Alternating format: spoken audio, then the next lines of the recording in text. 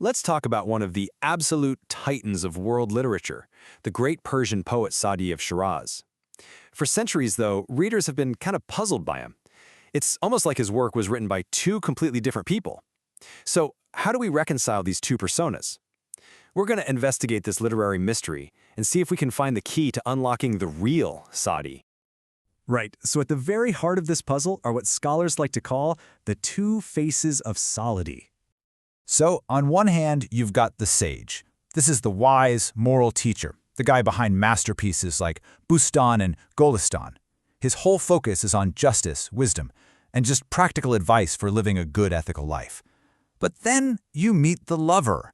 This is the author of these passionate, heart-wrenching love poems called Ghazals. And this Sa'di, he's all about overwhelming desire, romance, and the pain of being apart from his beloved. So how on earth can one person be both a stern moralist and a love-struck poet? I mean, it's a question that has baffled people for ages. Who was the real Sa'di? Was he this wise teacher who just, dabbled in romance on the side? Or was he a passionate lover who felt like he had to write about ethics? Or is there another answer waiting for us? Well, there's a new approach, proposed by the scholar Dr. Ali Riza Falati, that suggests there's actually a single key that can unlock both sides of the poet. A key that could solve this puzzle once and for all. And that key is a concept called poetic methodology. Now, it sounds a little academic, I know, but it's built on a really simple but powerful idea, that there's a direct causal link between how a poet thinks and how that poet writes. In other words, their unique inner world is the direct cause of their unique style. It's not just about what they're saying, but digging into why they say it the way they do. This whole methodology gives us three simple questions we can ask about any poet, including Sa'di. Okay, so first, the problem. What was their core internal conflict? What was the big paradox they were wrestling with? Second, the hypothesis. What was their creative solution to that problem? And third, the expression. How did that solution actually show up in their poetry? So let's use this three-step key and see if we can decode Sa'di. Okay, let's put this key to the test.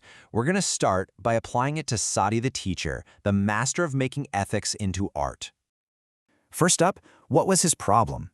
Well, on one side, you have the demands of ethics. Society needs clear moral rules to function, right? The shoulds and should-nots.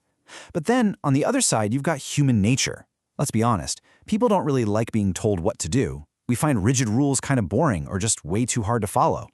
So Sa'di's great challenge was this. How do you make people want to be good? And you know what? For his solution, Sa'di tells us himself, right in his book, The Golistan. He says his goal was to mix the bitter medicine of advice with the honey of wit. He knew that just dishing out advice was like forcing someone to take bitter medicine. So there it is. That's his hypothesis. His brilliant solution was to make morality absolutely irresistible by packaging it in the beauty and the pleasure of art.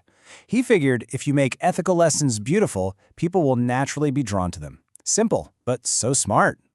And how did he actually do this? Oh, he developed this incredible artistic toolkit. For one, he did something totally radical. He started talking about love in his ethical books, because he knew its universal appeal. He used a simple, elegant style that everybody could understand, not just scholars. And he taught his lessons through these short, memorable stories that you'd never forget. And, of course, he used plenty of wit and humor to make his points really stick. It was a genius strategy, really. Okay, so that unlocks Sa'di the sage. Pretty cool, right? But what about Sa'di the lover? Let's take that exact same three-step key and apply it to his famous love poems, the Ghazals, and just see what happens. Now here, the problem changes. It gets way more personal. The conflict isn't society versus human nature anymore. It's an internal battle. On one side, you have this experience of overwhelming love. I'm talking intense, all-consuming passion that can totally sweep you off your feet. But on the other side, you've got the poet's own deep-seated moral compass, his ethical core that's demanding virtue and self-control. So the new question is, how can you be a passionate lover and a good, virtuous person at the same time? And his solution? Well, it was another stroke of creative genius. His hypothesis was basically to invent an entirely new kind of poetry, the ethical Ghazal. This was a brand new genre that let him explore that profound, earthly human love, but in a way that was always guided by a strong moral framework. So, how did he pull this off? This new style of poem had some very specific features. It was aesthetics-focused, so it praised the beloved's overall beauty, not just, lustful details. It was meaning-oriented, valuing inner character as the true source of that outer beauty. It was human-centric, celebrating human beauty above everything else, and, this is crucial, it was God-oriented. It saw the beauty of the person he loved as a direct reflection of the divine creator's artistry. He literally fused love and ethics together. All right, so we've used our key on both the sage and the lover. Now it's time for the big reveal. Let's bring the two faces of Sadi together. That secret key shows us that Sadi wasn't two different people. Not at all. He had one single, consistent mission through his entire career. His life's work wasn't about teaching ethics or writing love poems. It was about proving that anything, whether it's a dry moral lesson or a wild, crazy passion, can be made beautiful. And this reveals his unified method, which is just stunningly consistent when you see it this way. In his ethical books, Bustan and Ghazal, he took something potentially unattractive, ethics, and used the power of art to make it beautiful. Then, in his love poems, the Ghazals, he did the exact opposite. He took something potentially dangerous, passionate love, and used the power of ethics to make it beautiful. He wasn't a divided personality. He was a master artist applying his core belief to different subjects. So, in the end, this three-step key of problem, hypothesis, and expression reveals a single, unified Sadi, a master artist with a consistent vision.